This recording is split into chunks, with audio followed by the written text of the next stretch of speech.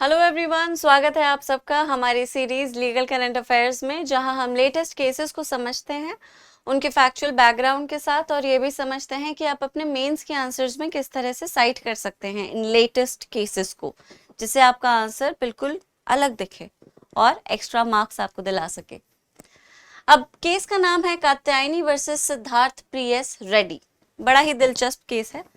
कात्यायनी के parents KG Yallappa Reddy and Jayalakshmi के 8 बच्चे थे, 3 बेटे और 5 बेटियां। इन्होंने अपनी एंसेस्ट्रल प्रॉपर्टी बेच के बेंगलोर में एक जॉइंटली प्लॉट परचेज किया। कुछ टाइम बाद दोनों का निधन हो गया, both of them passed away. Bengaluru metro rail corporation limited ने उसी लैंड को जो इनके पेरेंट्स ने खरीदा था 1986 के दौरान, उसे एक्वायर कर लिया और एक्वायरिंग के बदले फैमिली को 33 करोड़ कंपनसेशन ऑफर किया। अब कात्यायनी को लगा इतना बड़ा अमाउंट है, 8 भाई बहनों में बराबरी से बढ़ जाएगा। लेकिन उसे बाद में पता चला कि भाई उसके सबसे बड़े भाई सुधनवा रेड्डी ने अपने बेटों के साथ मिलकर क्रिमिनल कॉन्स्पिरेसी को हैच किया है। इन्होंने क्या किया कि विलेज अकाउंटेंट को घूस दी और एक फेक फैमिली ट्री बनवाया जिसमें 3 ही एयर्स को दिखाया गया। फिर एलिजिडली इन्होंने एक पार्टीशन डीड भी फॉर्ज करा ली 2005 के आसपास, जिसमें सिर्फ 3 मेल एयर्स को ही एज सक्सेसर्स दिखाया गया। इन 2 डॉक्यूमेंट्स के सहारे इन्होंने कंपनसेशन के अमाउंट को रिलीज करवा लिया। 1.80 करोड़ पहले विड्रॉ किए और 27 करोड़ बाद में विड्रॉ किए। अब हुआ क्या भाई, झूठ के पांव तो होते नहीं हैं। सुधनवा रेड्डी एविडेंटली अपने बेटे प्रज्वल के साथ किसी डिस्प्यूट में थे, ठीक है। Prajwal was his sun from his second wife, और इसी डिस्प्यूट के दौरान इन्होंने एक उसी फैब्रिकेटेड पार्टीशन के बारे में कन्फेशन कर दिया कि वो जो बंटवारा जो हुआ था वो हमने फोर्ज किया था, वो एक्चुअल बंटवारा नहीं था, हमारे पेरेंट्स उसे करके नहीं गए थे। और फिर इसी से रिलेटेड एक चिट्ठी कि भाई वो पार्टीशन डीड जो आपको सबमिट की गई थी फंड रिलीज करने के लिए, बेंगलोर मेट्रो रेल कॉरपोरेशन को भेज दी। अब इससे क्या हुआ कि KIADB ने जो फर्दर पेमेंट था, बचा हुआ पेमेंट था, उसे रोक लिया। अब इससे क्या हुआ कि Karnataka industrial areas and developmental board which is KIADB ने बची कुची payment which was around 5.59 crore रोक ली, उसे रिलीज करने से मना कर दिया। इस फ्रॉड के बारे में जैसे ही कात्यायनी को पता चला, उसने अपने भाइयों को कन्फ्रंट किया और भाइयों ने उसे मारने की धमकी दी। दे थ्रेटन्ड टू एलिमिनेट हर। उसने तुरंत ही 14 नवंबर 2017 और 20 नवंबर 2017 अपनी बहन जयश्री के साथ FIRs रजिस्टर करी, लॉन्च करी, जिसमें criminal conspiracy, cheating, forgery, death threat सब कुछ उसने एलिज किया। अपनी बहन के साथ मिलके इन्होंने सिविल सूट भी फाइल किए, जिसमें उन्होंने फैमिली प्रॉपर्टीज का एक प्रॉपर लीगल पार्टीशन सीख किया, कंपनसेशन में इक्वल शेयर डिमांड किया और 2005 की पार्टीशन डीड को वॉइड डिक्लेयर कराने का रेमेडी मांगा। दूसरा सिविल सूट फाइल किया गया जिसमें इन्होंने इंजंक्शन सीख किया against withdrawal of the compensation amounts from bank accounts. जो compensation metro rail corporation already release कर चुका था और जो बैंक में था उसको फर्दर विड्रॉ करने का एक इंजंक्शन इन्होंने डिमांड किया।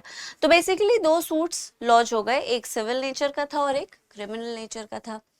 हाई कोर्ट में इन दोनों सूट्स को चैलेंज कर दिया गया, मतलब the fact that their both suits and both are running concurrently was challenged कि क्रिमिनल सूट को क्वॉश कर दिया जाए। That was the application filed by Sudhanva and the brothers and their sons, evidently their nephews, ठीक है। तो brothers and nephews ने criminal proceedings को क्वॉश करने की एप्लीकेशन डाली। हाई कोर्ट में वो एक्चुअली एक्सेप्ट भी हो गई, इनकी जो पेटिशन थी उसे डिसमिस कर दिया गया, ये कह के कि जो सूट है वो प्योरली सिविल नेचर का है, इनहेरिटेंस डिस्प्यूट है और इसमें क्रिमिनल प्रोसीडिंग्स की जरूरत नहीं है। और एनीवे अगर क्रिमिनल प्रोसीडिंग्स साथ में लॉन्च कर दी जाती हैं, स्पेशली इन अ ट्रांजैक्शन जो कि सिविल नेचर का है और उसका जजमेंट पेंडिंग है, तो जजमेंट एफिशिएंटली आ नहीं पाएगा, कहने का मतलब ये है कि सिविल सूट चल रहा है, ठीक है, पार्टीशन का, डेक्लेरेशन का, सबका सूट चल रहा है and the judgment is not yet out, और उसी ट्रांजैक्शन से रिलेटेड आपने कुछ क्रिमिनल एलिगेशंस भी लगा दिए। तो unless you determine you seek declaration on these two titles, आप क्रिमिनल एलिगेशंस मत लगाइए, वो जस्टिस को वायलेट करेंगे और उसको ऑब्स्ट्रक्ट भी करेंगे। ये बेसिक क्वेश्चन था जो कि सुधनवा और उनके भाइयों ने और बेटों ने कोर्ट में रखा, और कोर्ट ने बात मान भी ली और क्रिमिनल प्रोसीडिंग को क्वॉश कर दिया। Finally they went to supreme court, Katyayani and the sisters. Supreme court ने ऑब्जर्व किया कि क्रिमिनल कॉन्स्पिरेसी का प्रिमा फेसी केस दिखाई दे रहा है, ठीक है। कोर्ट ने नोट किया कि जो रिस्पोंडेंट्स हैं उन्होंने अपने अंकल्स के साथ, मतलब भतीजों की साजिश थी, तो भतीजों ने अपने अंकल्स के साथ, अपने रेस्पेक्टिव फादर्स के साथ अपनी आंट्स को डिफ्रॉड करने के लिए फोर्ज डॉक्यूमेंट्स क्रिएट किए हैं and the entire motive was to gain entire monetary award appellant और उनकी सिस्टर्स के शेयर और राइट को बाईपास करके, ठीक है। सुप्रीम कोर्ट फाउंड कि कर्नाटका हाई कोर्ट ने एरोनियसली रिलाई किया है सब रजिस्ट्रार के स्टेटमेंट पे regarding the genuineness of partition deed. Court also emphasise कि ये statement had not been subjected to cross examination, making it unwise to rely on the unverified testimony to ascertain the documents genuineness. Basically high court में sub registrar को बुलाया गया था ये testify करवाने के लिए कि पार्टीशन डीड एक्चुअल है, and he said that the partition deed is real. इस टेस्टिमनी को कोरॉबोरेट नहीं किया गया, इसकी टेस्टिमनी मतलब it was not really corroborated, it was not properly taking, he just made a statement, he wrote it and the written statement was presented before the court, he never appeared before the court to make the testimony, and there were no further evidence with the respondents to corroborate what the sub registrar has said। इसीलिए उस evidence को भी faulty माना गया कि आप एक अनकोरॉबोरेटेड testimony पे रिलाई करके क्रिमिनल प्रोसीडिंग्स को कैसे क्वॉश कर सकते हैं, स्पेशली जब क्रिमिनल चार्जेस साफ नजर आ रहे हैं। साजिश, forgery, cheating is right there on the face of it. Court observed कि High Court could not find justification to deny respondents misrepresented the family tree, और वो family tree proper है इसको भी justify कर नहीं पाया, ना तो respondents कर पाए ना High Court कर पाया, फिर भी उन्होंने respondents के favor में judgment दे दिया। The court acknowledged कि respondents were bound to disclose the names of all daughters of KG Yellappa and Jayalakshmi in the family tree. Considering that both documents were used to gain monetary compensation, their genuineness must be put to trial. सोचने वाली बात है कि family tree में सिर्फ 3 लोगों को दिखाया गया है। येलप्पा और जयलक्ष्मी के 8 बच्चे हैं, तो फैमिली ट्री में 3 क्यों दिखाए गए हैं? येलप्पा और जयलक्ष्मी बिना किसी विल के मर गए, लेकिन पार्टीशन फिर भी 3 भाइयों में ही हुआ, बहनों में क्यों नहीं हुआ? दिखाई देता है कि भाई कुछ तो गड़बड़ हुई है, फैमिली ट्री में कुछ फोर्जरी है, पार्टीशन में कुछ फोर्जरी है, वो documents do not seem real. इनकी जेन्युइननेस को एग्जामिन करने के लिए, रिस्पोंडेंट्स के क्लेम को एक्चुअली एसरटेन करने के लिए जरूरी है कि आप ट्रायल करें ताकि उनकी जेन्युइननेस को असर्ट किया जा सके। अगर जेन्युइननेस असर्ट हो जाती है तो फिर क्रिमिनल केस डिसमिस हो जाएगा, लेकिन अगर नहीं होती है तो you have proper charges on which people need to be punished. ठीक है, वो ना सिर्फ अपनी बहनों को राइट डिनाई कर रहे थे, पूरा पैसा खाने की फिराक में थे, वो चीटिंग कर रहे थे, फोर्जरी कर रहे थे, something which can not be allowed to just be done like that. It cannot be ignored. People cannot be allowed to get away with it. These are some charges that are non-bailable in nature. They're cognizable in nature and they need to be taken seriously. Supreme court ने hold किया कि prosecution, in offences के prosecution के लिए कोई बार नहीं है क्रिमिनल लॉ में, specially when there is a civil suit going on between the same parties. Court ने यह भी एम्फसाइज किया कि क्रिमिनल लॉ और civil law side by side चल सकता है क्योंकि दोनों रेमेडीज म्यूचुअली एक्सक्लूसिव नहीं होती हैं, को एक्सटेंसिव होती हैं। कंटेंट और कॉन्सिक्वेंस का फर्क होता है, लेकिन ट्रांजैक्शन और जजमेंट मोर और लेस सेम होता है। You are basically favouring the same party in both the cases. Court reiterated that criminal law aims to punish offenders who commit offenses against persons' property. or the state, while civil remedies address wrongdoings through different mechanisms. Civil proceedings की pendency on the same subject involving the same parties provides no justification to quash criminal proceedings, which was erroneously done by the Karnataka High Court. ठीक है, court ने observe किया कि events की बहुत लंबी chain है, फैमिली ट्री के क्रिएशन से बेटियों को एक्सक्लूड करते हुए पार्टीशन डीड की फॉर्जरी, फिर पैसे को निकाल लेना, ये सब एक बहुत ही लंबा इवेंट है। इन सब की इवेंट्स की पूरी जांच होनी चाहिए, इनको ट्रायल से सब्जेक्ट कराना जरूरी है एविडेंसेस के साथ प्रॉपरली, ताकि समझ आ सके कि भाई ये सब जो हुआ वो क्यों हुआ, कैसे हुआ। चलो ये तो समझ आ रहा है, but you can punish the offenders appropriately. That is why you need to put this all to trial. ठीक है, Supreme Court concluded that all factors suggest a criminal trial is necessary to ensure justice to the appellant. अब prima facie case क्या होता है? Definition and concept of prima facie face, you understand what prima facie case is. एक ऐसा case which refers to evidence that on first appearance or on the face of it establishes sufficient grounds to support a legal claim or charge. ठीक है, तो civil और criminal proceedings concurrently चल सकते हैं या नहीं? क्रिमिनल प्रोसीडिंग्स को क्वॉश करने के लिए कोर्ट किन किन फैक्टर्स को कंसिडर करती है? क्या सिविल सूट की पेंडेंसी एक फैक्टर हो सकती है? ये इस केस में हाईलाइट किया गया है। ठीक है, और इसी तरह के क्वेश्चंस में आप इस केस को साइट कर सकते हैं। अगर आपके पास कोई बेहतर सुझाव है तो कमेंट में मुझे लिख के बताइए। आगे बढ़ जाते हैं नेक्स्ट केस की तरफ। नेक्स्ट केस है हमारा टेम्पल एंट्री। बहुत इंपॉर्टेंट केस है। द फैक्ट कि इस तरह की प्रैक्टिसेस हमारे देश में आज भी कंटिन्यू हो रही हैं, मन को दुखी कर देता है। Venkatesan versus the district collector and others. अब इस केस में क्या हुआ, वेंकटेशन ने एक पिटिशन फाइल की मद्रास हाई कोर्ट में, और इस पिटिशन से इन्होंने जुडिशियल इंटरवेंशन सीख किया टेम्पल में एंट्री के लिए। एविडेंटली मंदिर में इनको और इनकी कास्ट के लोगों को जाने नहीं दिया जाता था। They were prohibited from even entering the temple premises because of their caste, and he sought to remove that barrier कि हमें हमारी कास्ट की वजह से मंदिर में नहीं जाने दिया जाता और आप इस चीज को हटाइए। कॉन्स्टिट्यूशन के होते हुए, रूल ऑफ लॉ के होते हुए इस तरह के प्रैक्टिसेस को कंटिन्यू नहीं होने दिया जा सकता। ये एक असभ्य समाज की निशानियां हैं। सिविलाइजेशन में इस तरह के फासले, लोगों के साथ इस तरह का डिस्क्रिमिनेशन बिल्कुल भी डिजायरेबल नहीं। वेंकटेशन ने कोर्ट को अप्रोच किया क्वेश्चन करते हुए directions to be issued to several authorities including the district collector of Ariyalur, the revenue divisional officer and the assistant commissioner of Hindu religious and charitable endowments HRNCE। Actually गए तो ये काफी जगह पे थे, डिस्ट्रिक्ट कलेक्टर के पास भी गए, फिर ये रेवेन्यू डिविजनल ऑफिसर के पास गए, HRNCE के पास गए, सबने हाथ खड़े कर दिए थे। First they went to HRCE, they were like हमारे पास पावर नहीं है। फिर रेवेन्यू डिस्ट्रिक्ट कलेक्टर जो था, रेवेन्यू डिविजनल ऑफिसर जो था, उसने भी रेमेडी देने से मना कर दिया कि अरे मेरा तो जुरिस्डिक्शन ही नहीं है, I am nowhere to adjudicate on this matter, आप डिस्ट्रिक्ट कलेक्टर के पास जाओ। तो ये फिर बेचारे डिस्ट्रिक्ट कलेक्टर के पास गए। वहां पे भी जब इन्हें अप्रोप्रिएट रेमेडी नहीं मिली तो इन्होंने हाई कोर्ट के दरवाजों को खटखटाया।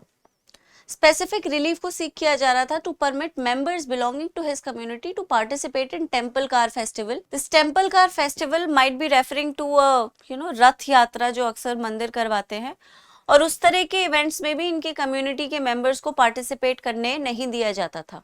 बहुत ही शर्मनाक बात है, बट ये हो रहा था। Scheduled to be held at the temple. The petitioners also sought permission for his own community members to worship at the temple. मतलब सोचो, मंदिर में पूजा अर्चना करने की परमिशन, मंदिर में रिलीजियस रिचुअल्स को कैरी करने की परमिशन, मंदिर में अगर इवेंट्स हो रहे हैं रथ यात्रा जैसे या कुछ भी ऐसा, उसमें पार्टिसिपेट करने की परमिशन। ये कैसे बेसिक ह्यूमन राइट्स हैं जिन्हें एक कम्युनिटी को बस इसीलिए डिनाई किया जा रहा है क्योंकि तुम्हारे हिसाब से उस कम्युनिटी को वो राइट नहीं देना चाहिए। क्या बेस है इसका, क्या जस्टिफिकेशन है इसका? Case arose due to alleged discrimination preventing certain community members from accessing temple and participating in religious festivities. Proceedings के दौरान HRNCE डिपार्टमेंट ने कोर्ट को इन्फॉर्म किया कि जो पर्टिकुलर टेम्पल है वो इनके एडमिनिस्ट्रेटिव कंट्रोल या जुरिस्डिक्शन में नहीं आता, इसीलिए ये मैटर उन्होंने डिस्ट्रिक्ट कलेक्टर और रेवेन्यू डिविजनल ऑफिसर के पास पहुंचाया था, जिनके पास टेरिटोरियल जुरिस्डिक्शन था, और उन्होंने भी फिर रेमेडी खास दी नहीं, एंड दस this case. What were the court's observation? Justice Anand Venkatesh made several significant observations. Prima facie क्या समझ आ रहा है? किन राइट्स का ये बिल्कुल ब्लेटेंट वायलेशन है? सबसे पहले तो 14, 17. सोच, अनटचेबिलिटी जिस देश में अबॉलिश की जा चुकी है, जिसे पनिशेबल बनाया जा चुका है, वहां पे भी आप इस तरह की प्रैक्टिसेस को कैरी कर रहे हैं. 14, 15 दोनों ही आर्टिकल्स वायलेट होते हैं. आर्टिकल 25 जो एक व्यक्ति को अपने रिलीजन को प्रैक्टिस करने की, प्रोफेस करने की, प्रोपोगेट करने की, उससे उसकी गरिमा से जुड़े रिचुअल्स कैरी आउट करने की पूरी फ्रीडम देता है, फंडामेंटल फ्रीडम देता है, वो वायलेट हो रहा है. आर्टिकल 21 वायलेट हो रहा है. द फैक्ट कि आप एक आदमी को उसकी बेसिक इच्छा भी पूरी नहीं करने देंगे क्योंकि वो एक सर्टेन कास्ट से आता है, ये उसकी ह्यूमन डिग्निटी को कितना सीवियरली इंपैक्ट करेगा. आर्टिकल 21 भी वायलेशन है कि नहीं? ठीक है. कोर्ट ने ऑब्जर्व किया कि इस तरह की जो डिस्क्रिमिनेशन है कि आप पब्लिक प्लेसेस पे कुछ लोगों को आने से रोक देते हैं, स्पेशली टेम्पल्स, जो कि पहले भी होता था, ये ह्यूमन डिग्निटी पे सीधा सीधा अटैक है.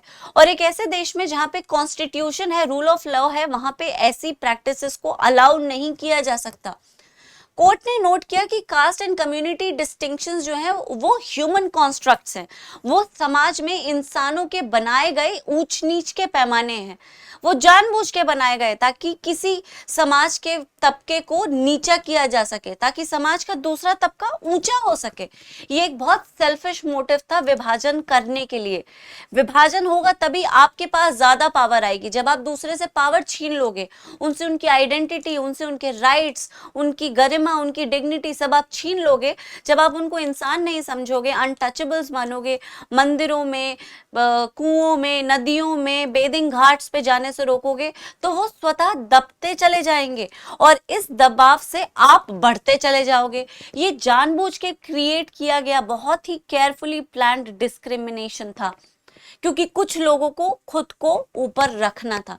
समाज में ऐसा ही होता है, जानबूझ के पेट्रियार्की ने खुद को स्टैब्लिश करने के लिए दूसरे जेंडर को पूरी तरह से दबा दिया, कमरे में बंद कर दिया, पर्दे में उड़ा दिया, एजुकेशन डिनाई कर दी, फ्रीडम डिनाई कर दी. क्यों? क्योंकि पितृसत्तात्मकता चाहिए थी.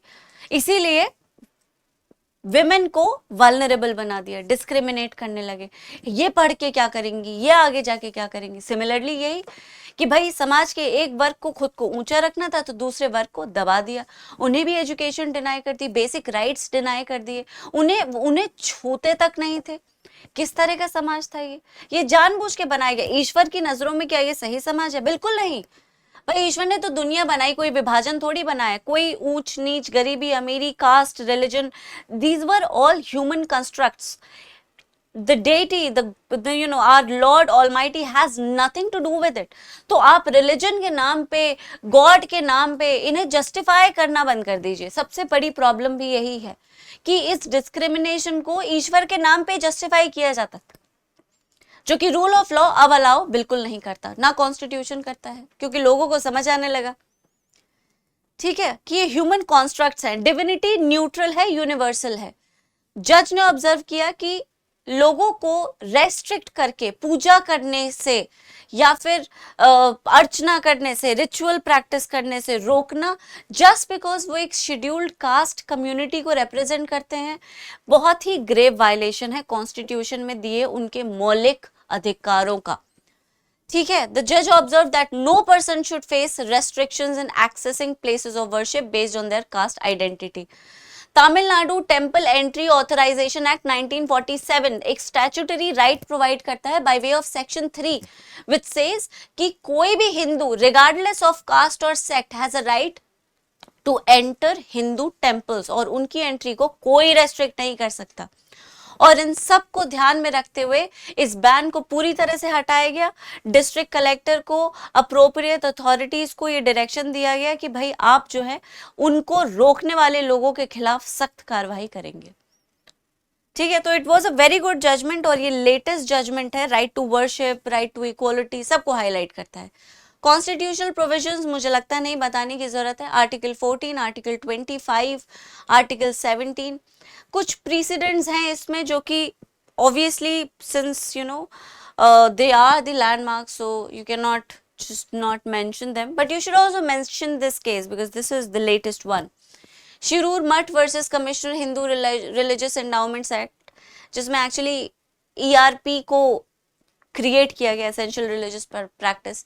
Ratilal Pannachand Gandhi versus state of Bombay, Pannalal Bansilal Pitti versus state of Andhra Pradesh, Stanislaus versus state of Madhya Pradesh, right? So anti-conversion laws, all of these cases, I'm sure you might have an idea of them.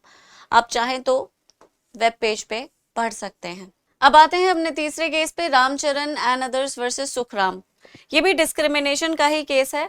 कुछ scheduled tribe women जो हैं वो अपने नाना की property पर right मांग रही थी। ठीक है, they were the legal heirs of a woman named Dahiya, जिनके पिता की प्रॉपर्टी को उन्हें नहीं दिया गया था।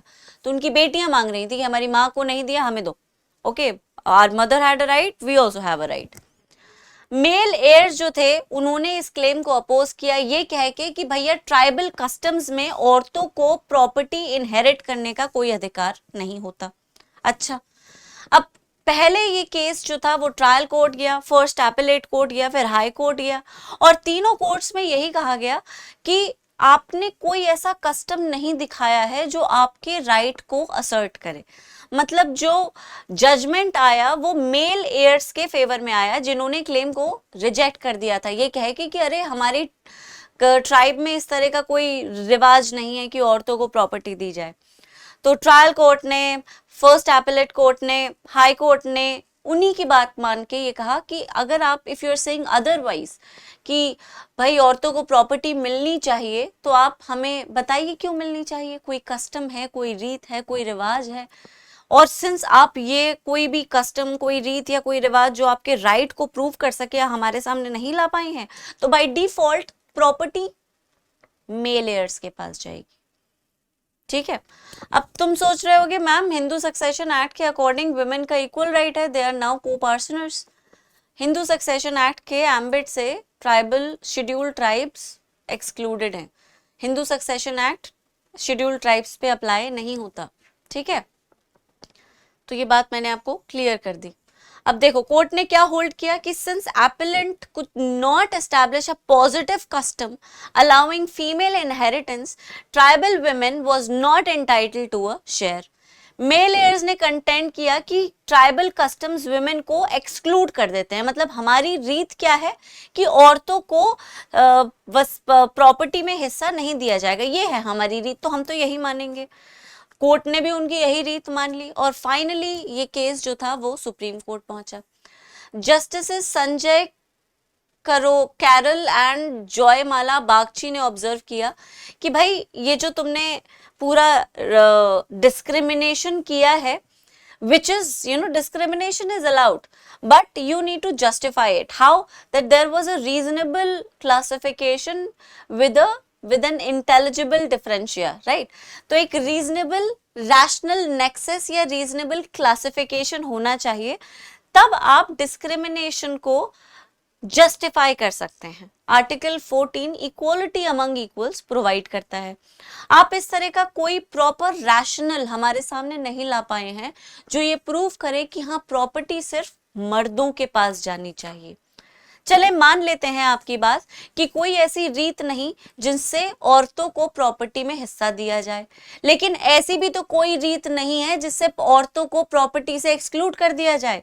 If there was an argument that there is no custom that shows women are entitled to property, the respondents were not able to prove the negative custom that disallowed them from inheriting the property.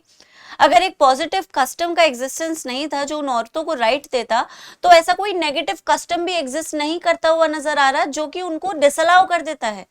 Mail hair से कहा गया कि अच्छा तुम्हारी रीत है, कोई proven custom है तो लाओ सेम सामने लेकर आओ, हम देखें कि भाई कौन सी ऐसी रिवायत चली आ रही है जिससे औरतों को जमीन में जायदाद में हिस्सा नहीं दिया जाएगा। तो वो मेल हेयर्स ऐसा भी नहीं कर पाए, राइट। तो ये एक प्रॉब्लम थी। कोर्ट ने होल्ड किया कि कस्टम्स लाइक लॉ टाइम में स्टक नहीं रह सकते। जैसे लॉ डायनामिक है, आगे बढ़ता है लोगों के हिसाब से, थॉट प्रोसेस के हिसाब से, समय के हिसाब से, वो कुएं में नहीं रह सकता। वो लोगों के लिए बनाया गया है तो लोगों के हिसाब से उसे तब्दील भी होना पड़ेगा। अगर आदमी अलग है तो कानून को भी बदलना पड़ेगा। आदमी को जो चाहिए कानून उसे वो देगा। उसी तरह से ये रिवायतें भी समय में अटकी नहीं रही जा सकती, रखी जा सकती।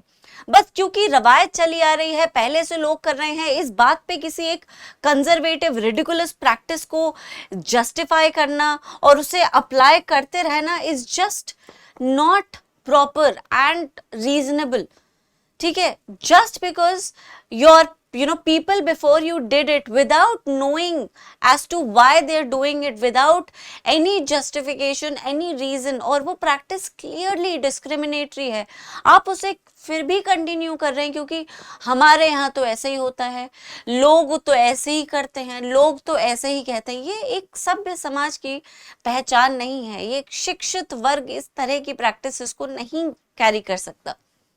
हालांकि शिक्षा हमारे देश में कम है, बट है तो सही।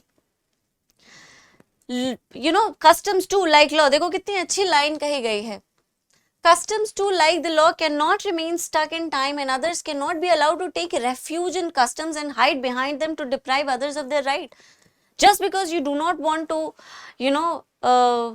give a proper legitimate share to the women heirs, आप customs की आड़ में छुप जाएंगे, रवायत की आड़ में छुप जाएंगे, अपने मतलब उन लोगों को डिप्राइव करने के लिए, उनके अधिकारों को उनसे छीनने के लिए आप उस पर रिवायत की ओढ़नी उड़ा देंगे और कहेंगे कि देखो ये रही ओढ़नी, अब तुम्हें राइट नहीं मिलेंगे। Court noted that Hindu succession, वही बात जो मैंने आपको बताई कि हिंदू सक्सेशन जो है वो शेड्यूल्ड ट्राइब से अप्लाई नहीं होता। इसका मतलब ये नहीं कि ट्राइबल वुमेन को ऑटोमेटिकली इनहेरिटेंस से एक्सक्लूड कर दिया जाएगा। चलो हिंदू सक्सेशन एक्ट को हमने अमेंड कर दिया, वुमेन को इक्वल राइट दे दिया, है ना, को पार्टनर बना दिया, लेकिन इसका मतलब ये नहीं कि हिंदू सक्सेशन के एम्बिट में जो औरतें नहीं आती हैं उनको इक्वल राइट नहीं मिलेगा। कॉन्स्टिट्यूशन तो है, राइट। कोर्ट ने एम्फसाइज किया कि it is to be seen whether there exists a prevailing custom restricting the female tribal right to share in the ancestral property. If you are favoring a particular party, you need to see कि उनके पास अपने argument को justify और substantiate करने का proper material था, जो कि नहीं था। अगर आप कह रहे हैं कि हमारे यहाँ औरतों को प्रॉपर्टी नहीं दी जा सकती, तो फिर आप किस बात पे ये कह रहे हैं? आपने उनकी बात मान ली कि उनके घरों में प्रॉपर्टी औरतों में नहीं बढ़ती। तो ये जो ग्राउंड है, ये जो सेइंग है, ये जो डेक्लेरेशन है, ये किस बेस पे दी गई, किस कस्टम को फॉलो करते दी गई? उस कस्टम का प्रूफ मांगिए, तब तो उनके क्लेम को असर्ट किया भी जा सकता था। पॉजिटिव कस्टम नहीं है, नेगेटिव कस्टम भी नहीं है, तो बाय डिफॉल्ट आप विमेन को एक्सक्लूड कर देंगे। This is not right, this is not justice. Justice और इक्विटी के प्रिंसिपल्स अलाउ ये नहीं करते।